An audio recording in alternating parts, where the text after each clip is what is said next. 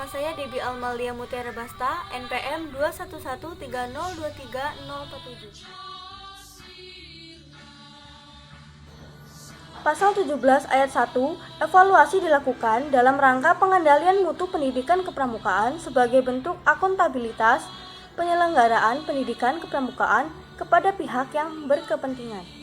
Ayat kedua, evaluasi dilakukan terhadap peserta didik, tenaga pendidik, dan kurikulum pada setiap jenjang dan satuan pendidikan kepramukaan.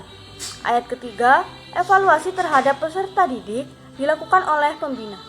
Ayat keempat, evaluasi terhadap tenaga pendidik dilakukan oleh Pusat Pendidikan dan Pelatihan Nasional yang dibentuk oleh Kuartir Nasional. Pasal kelima, evaluasi terhadap kurikulum pendidikan kepramukaan dilakukan oleh Pusat Pendidikan dan Pelatihan Nasional yang dibentuk oleh Kuartir Nasional. Pasal 18 ayat 1, akreditasi dilakukan untuk menentukan kelayakan kegiatan dan satuan pendidikan kepramukaan pada setiap jenjang pendidikan kepramukaan. Ayat kedua, akreditasi dilakukan atas dasar kriteria yang bersifat terbuka dan dilakukan oleh lembaga akreditasi sesuai dengan peraturan perundang-undangan. Pasal 19 ayat 1, sertifikat berbentuk tanda kecakapan dan sertifikat kompetensi.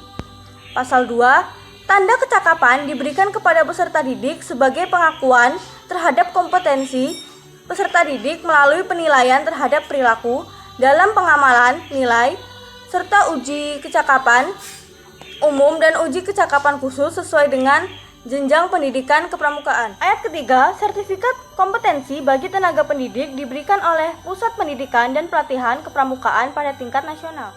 Pasal 20 ayat 1, gerakan pramuka bersifat mandiri, sukarela, dan non-politis.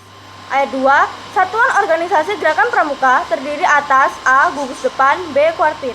Pasal 21, gugus depan, sebagaimana dimaksud dalam pasal 20 ayat 2 huruf A, meliputi gugus depan berbasis satuan pendidikan dan gugus depan berbasis komunitas.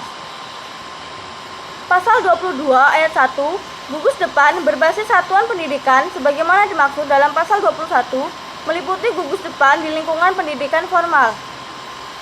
Ayat 2, gugus depan berbasis komunitas sebagaimana dimaksud dalam pasal 21 meliputi gugus depan komunitas, kewilayahan, agama, profesi, organisasi kemasyarakatan, dan komunitas lain.